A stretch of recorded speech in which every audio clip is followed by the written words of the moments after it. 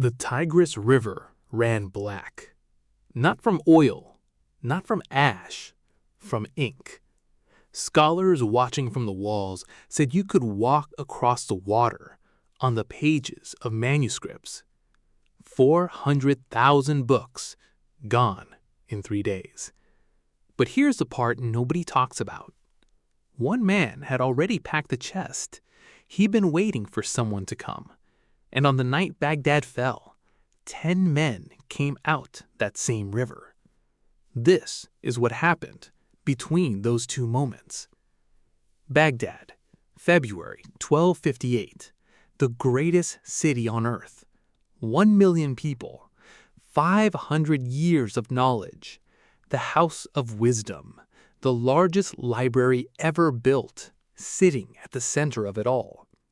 Outside the walls, Hulagu Khan, 150,000 Mongols, siege engines already assembled.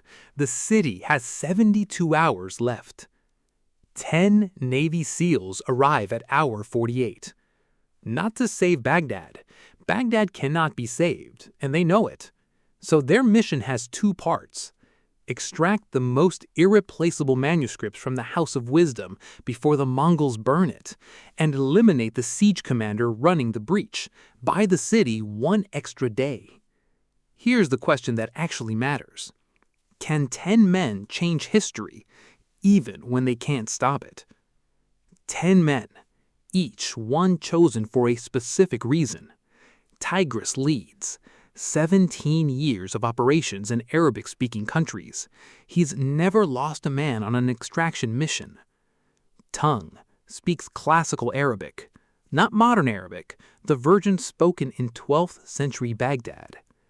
Archive has memorized the House of Wisdom's floor plan from every historical record that survived.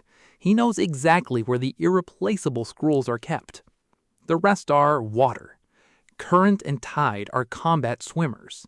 The Tigris River is the only exit, and these 2 men are the reason anyone gets home. 5 others cover the ground between entry and exit. Nobody gets introduced until they do something worth remembering. Tigris tells them one thing before they go in. We are not saving Baghdad.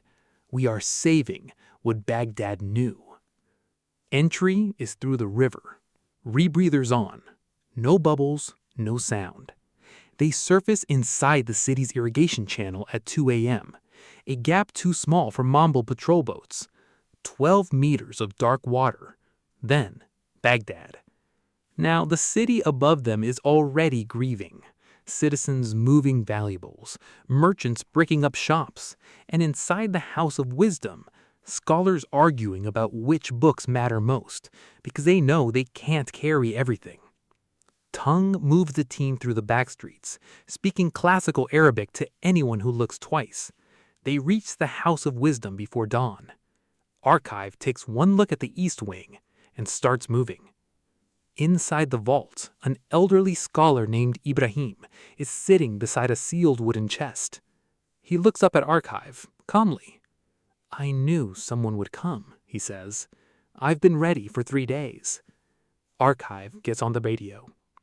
Tigris, the librarian already packed the most critical manuscripts. We can move in 30 minutes. 30 minutes to save 800 years of knowledge. But Tigris isn't at the House of Wisdom. He's at the wall, and what he can see from up there is about to change the entire mission. Because the siege commander is not where anyone expected him to be. From the top of Baghdad's walls, the Mongol camp stretches to every horizon. Campfires, siege engines, 150,000 soldiers moving with the quiet discipline of an army that has never lost. One finds the target through his scope. The siege commander, the engineer running the breach, is 400 meters out, deep in the Mongol camp, moving between groups of engineers around a dirt model of Baghdad's walls. Tigris watches him for 4 minutes. He never stops moving, one says quietly. He will, Tigris says. Look, Getting a clean shot means waiting, and waiting on top of a wall in a city about to fall is the most dangerous kind of patience. Then, an arrow barrage, standard Mongol harassment fire. A volley comes over the wall every hour to keep the defenders nervous. One arrow finds Stitch's forearm. The impact sound is enough to attract a city guard with a torch. The guard raises it. He sees 4 strangers in strange clothing near the wall. Tongue isn't here. Tigris steps forward. He puts his hand on the guard's shoulder. He uses the only full Arabic sentence he rehearsed for 3 months. "We are with the Caliph's personal guard. Lower your torch." 3 seconds of silence. The guard lowers the torch and walks away. Tigris exhales. Then one's voice comes through, flat and quiet. He stopped moving. One fires. The siege commander drops. The Mongol engineering camp erupts. Delay triggers the wall charge, collapsing a section of Mongol siege works directly below them, burying the nearest siege engine and adding 6 hours of clearing work to Hulagu's timeline. The noise is massive. And now, every Mongol within 2 kilometers is looking at this wall. "We just announce ourselves," Tigris says. "Move."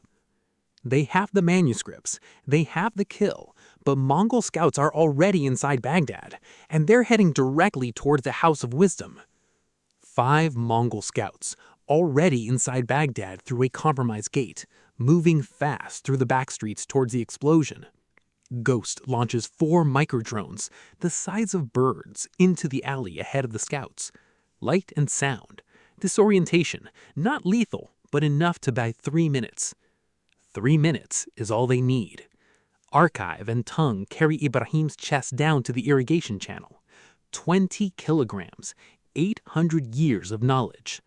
At the entrance to the channel, Archive stops. He looks back at Ibrahim standing alone in the courtyard. "Come with us," he says. Ibrahim shakes his head.